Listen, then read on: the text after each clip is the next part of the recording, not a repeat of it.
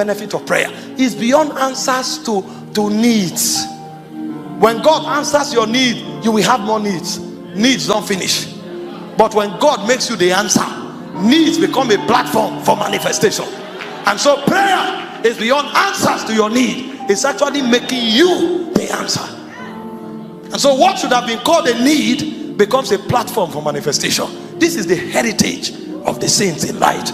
But the problem is we are not praying. We are not praying. And so we are not being transformed.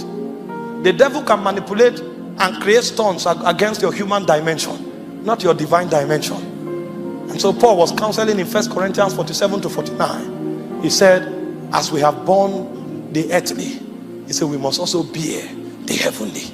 And the way he said to bear the heavenly is in 2 Corinthians 5:2. He said, for this cause we groan,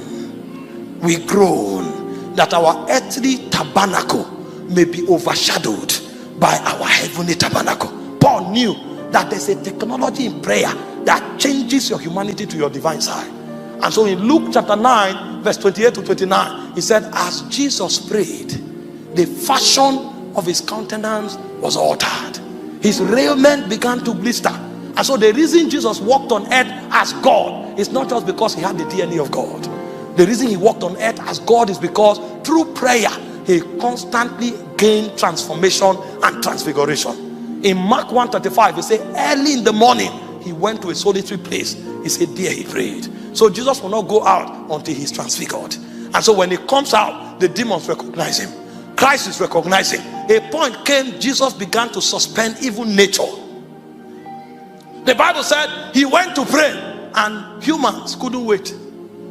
They were in a hurry to cross to the other side because they needed to go early. He said when they went at the third watch, he said they saw Jesus walking on the water.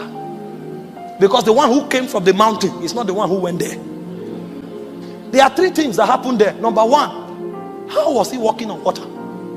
Because this thing is in levels. Moses parted water. Elijah parted water. You said this is miracle. When Jesus came, he didn't see water.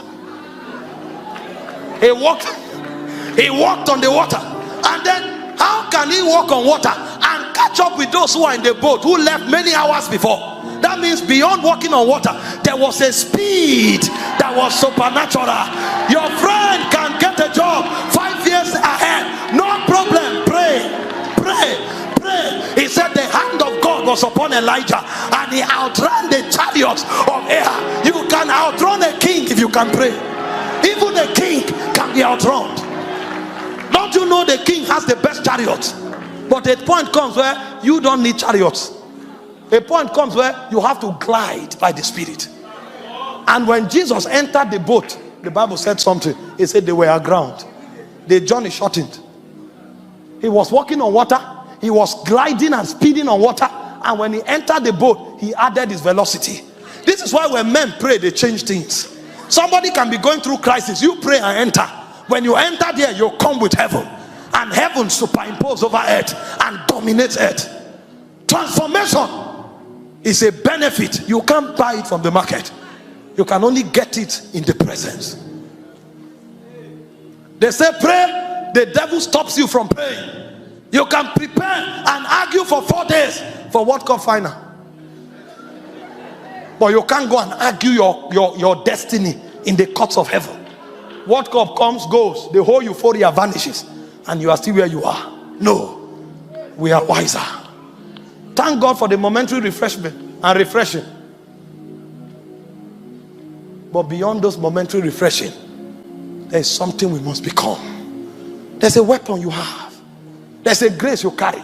There's a dimension of God that is in you. When will it manifest? That's what creation is waiting for. And that's why you will not stop but pray.